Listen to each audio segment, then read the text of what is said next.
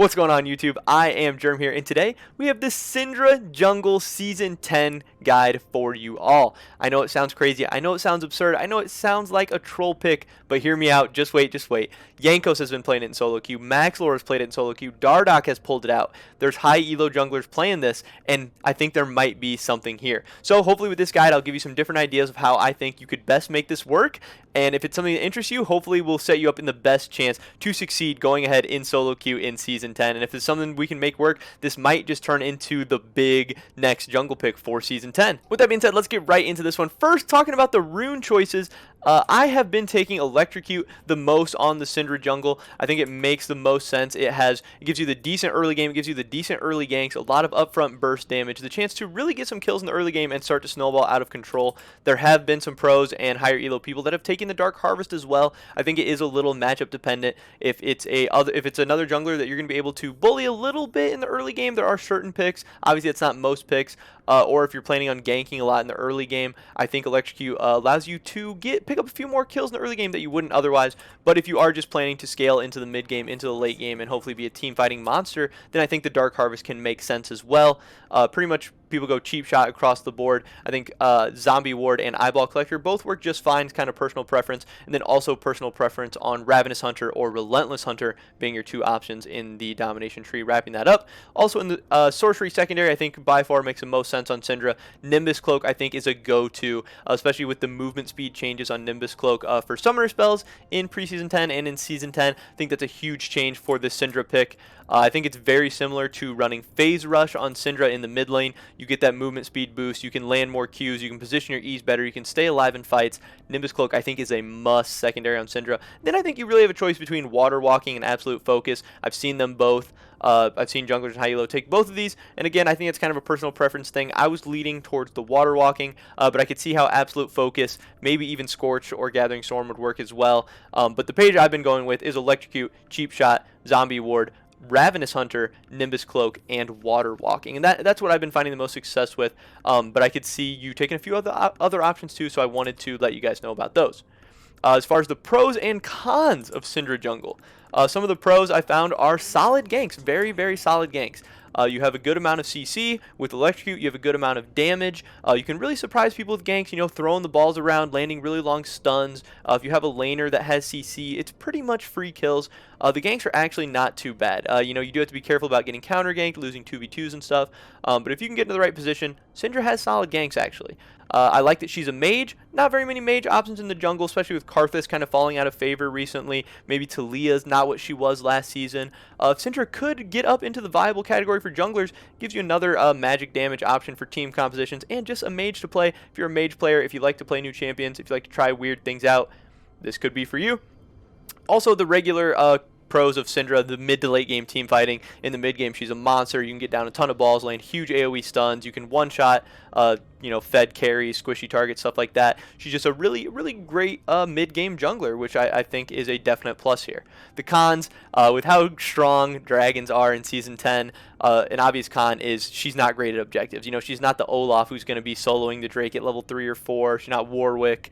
So you do have to be kind of careful about warding around objectives, and also make sure you're getting your lanes ahead so you can actually roam together to objectives. Her dueling is a definite con when you're going up against picks, like I said before, like Olaf, Warwick, some of those junglers that want to kind of get up in your face early game. She is a little weaker there, but there's other junglers in the meta that have that problem as well. There's ways to work around that. And then her early clear, it's not the best. It is definitely viable. She clears the AoE camp so fast and healthy. I'm having a little trouble with Gromp in some games in certain instances.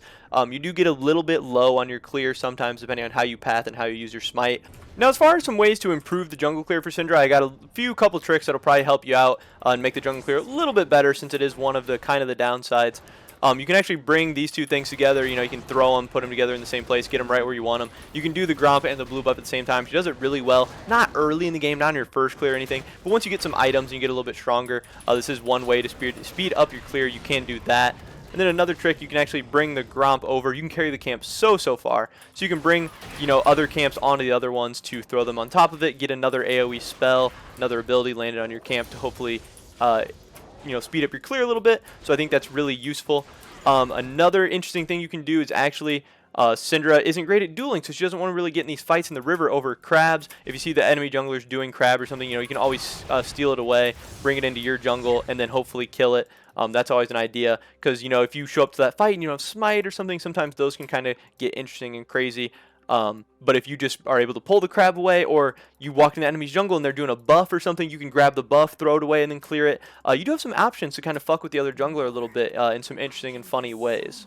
So now actually talking about tips for ganking with Syndra. She does have really nice ganks in the early to mid game. She has a lot of CC, burst damage with electrocute. She has ways to lock people down and set up for easy kills for you and your laners, and get the games and the lanes kind of snowballing out of control. So in this one, say I'm far away, say I've decided that I want to gank mid, I'm already committed to it, they're overextended or whatever. I'm going to start by throwing down a Q to get my Q cooldown going. I'm going to pick it up with my W and walk into the lane. I'm going to throw my W down, I'm going to throw a Q down, and I'm going to E both of them, and then hopefully get the stun, and then you can continue to Q them, do whatever you have to do. But I think that one's good because you get the Q down early, and so it starts another Q cooldown. Pick it up with your W, you throw the W down, it helps you position that W to then hit the E stun. But then you can also get another Q down, so then you have 2 chances to hit the E stun, just in case you miss it, you just have or they flash or whatever, you have a wider radius of stunning them. Also, you can do that same thing where you throw the Q down, W again, E, and then you have another Q ready to hit them with if you start the Q before while you're walking up or whatever. Then also your other option is just the standard gank where maybe you didn't decide so early that you're ready to gank, so you're just going to kind of walk into their lane, put the Q down, QE, get the stun, and then you can throw a Q on top of them, do whatever you got to do. You have your ultimate and everything.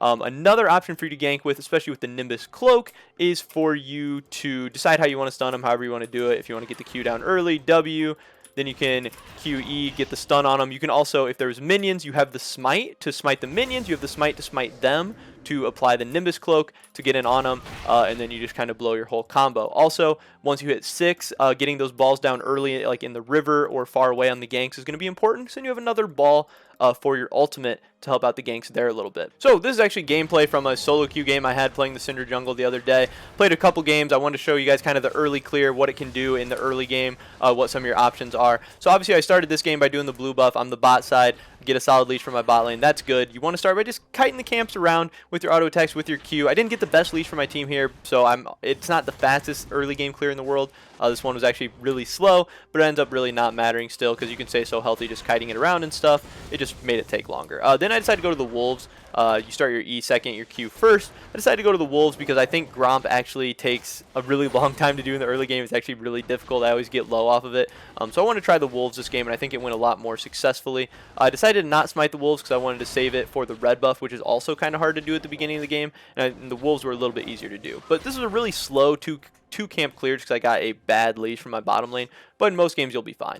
Then I went to the red buff. I wanted to hit 3 as fast as I could, and if I did the Raptors, I wouldn't hit 3 there. Since I did the Wolves also. So I want to hit level 3, so I do the red. I have smite for it. I get kind of low, but I'm going to heal up a ton off the Raptors, especially having another smite charge anyway. So it really didn't matter too much. I go into that, and then after this, after you do your Raptors, the Scuttle Crabs should be spawning. So then I actually go to check into the river. I'm going to switch who I know level 3 I have an advantage against, so I'm not too scared of walking into the jungle if he's there. And then obviously here I find him with low health, so I am able to collapse on him. And with Electrocute, I have plenty of damage to get the kill on him, even through his smite. My jungler does come down. Their mid laner walks up the river, but it doesn't end up mattering. We end up collapsing onto them. And here you can see here, I throw the Q, get the W, another QE to pick up a second kill. I'm 2-0 on Syndra now, off to a really great start. And I got the Scuttle Crab secured, and their Twitch is behind. I'm ahead. We go into the top lane. Mundo decides to overstay 2 with no health. I don't really know what they were doing. This was like a gold 4 elo game. But that's like top 50%, so this is something that could happen in a lot of your guys' games as well. We pick up another kill there, and then now I'm 2-0-1 on Syndra. We got most of the other team's summoners, I believe the flash of all 3 of those people, and we're really able to start snowballing this game out of control. And at this point, I'm just a Syndra who's really fed, and I become just a really strong team-fighting mage, and I'm able to snowball this lead really well. I have the option to gank all of those lanes really easily now. Zoe's a really easy gank, because if she ever ults, I can just pop her and explode her, stun her. Mundo with no flash, he's a really easy kill. Twitch, I'm going to be stronger than for the rest of the game at this point. And that's what the clear looks like, and that's how you can get early game leads as a Syndra Junk.